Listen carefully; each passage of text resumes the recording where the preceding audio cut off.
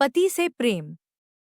शादी के 6 वर्ष बाद भी जब कविता मां नहीं बन पाती है तो उसकी सास उसे घर से भागकर अपने बेटे की यानी कि कविता के पति की दूसरी शादी की तैयारी शुरू कर देती है। लेकिन कविता की सास के लिए यह कार्य इतना आसान नहीं होता है, क्योंकि 6 वर्ष में अनपढ़ कविता ने प्रेम और सत्कर्मों से पूरे गांव का दिल जीत लिया था।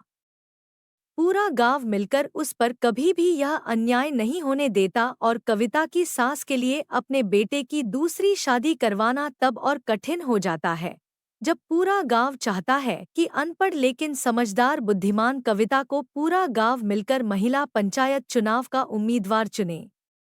इस वजह से वह गांव की ऐसी महिलाओं का पता लगती है जो कविता की ख्याति से जलती हो। उसे आसानी से कविता से आयु में बड़ी गांव की एक बहू मिल जाती है और अपनी 3 बहुओं से नफरत करने वाली सास। कविता की तीनों दुश्मन मिलकर कविता को गांव से भागने की साजिश रचती है। कविता की सबसे बड़ी कमजोरी थी बच्चों और अपने पति घर परिवार से हद से ज्यादा प्यार करने की। इसलिए कविता की तीनों दुश्मन इस बात को ध्यान में रखकर कविता के खिलाफ एक योजना बनाती है। उन्हें पक्का यकीन था कि जब कविता पर गांव के बच्चों को बिगाड़ने का और पति को नीचा दिखाने का आरोप लगेगा तो उसके पति के दिल में उसके लिए थोड़ी नफरत गुस्सा जरूर पैदा हो जाएगा। उस नफरत क्रोध को हम तीनों मिलकर बढ़ा देंगी। फिर वह हमारे कहने से बांझ कविता को तलाक दे देगा। अपनी योजना को सफल बनाने के लिए वह तीनों गांव के विद्यालय की प्रधानाचार्य को राजी करके गांव के बच्चों की खेल कूद और महिलाओं की पसंद नापसंद दुनिया की जानकारी की प्रतियोगिता करवाती है और गांव वालों से कहती है विजेता बच्चे को गांव के सबसे काबिल बच्चे का पुरस्कार मिलना चाहिए। पूरा गांव मिलकर उस बच्चों की आगे की शिक्षा का खर्चा उठाएं। विजेता महिला को पंचायत चुनाव में खड़े होने का अधिकार मिलना चाहिए। गांव की 12 बरस की लड़की नीति जिसके कविता बहुत करीब थी, वह विजेता बन जाती है।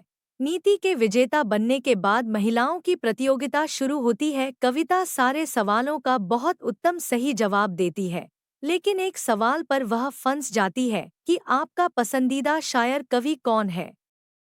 तो कविता बहुत देर बाद सोच समझ कर जवाब देती है, मेरे पति मेरे पसंदीदा कवि हैं।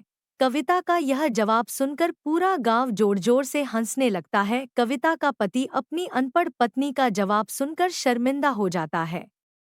फिर कविता कहती है, पहले मेरी बात पूरी ध्यान से सुनो, उसके बाद दिल खोलकर हंस लेना। और कहती है, जब मेरे पति मुझसे प्रेम के शब्द कहते हैं तो मुझे श्रृंगार रस का आनंद आता है। जब वह मुझसे किसी बात पर नाराज होकर बहुत क्रोध करते हैं तो मुझे रौद्र रस का अनुभव होता है। जब मैं किसी कार्य को करने से पहले अपनी हिम्मत तोड़ देती हूँ तो मेरे पति मेरा उत्साह हिम्मत शक्ति बढ़ाने के लिए जो शब्द कहते हैं उनसे मुझे वीर रस का अनुभव होता है। जब वह मेरे माता पिता भाई बहन या मायके की मुझे याद दिलाते हैं तो मुझे करुण रस का अनुभव होता है। उनके शब्दों में मुझे संसार के सारे रसों का आनंद आता है।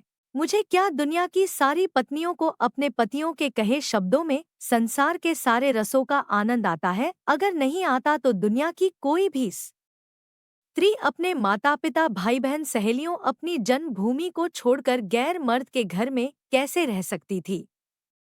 कविता के साधारण भाषा में दिए असाधारण जवाब को सुनकर वहां बैठे सब लोग और कविता की तीनों पक्की दुश्मन ताली बजाकर कविता को सम्मान देती है। लेखक राकेश नरेला, दिल्ली।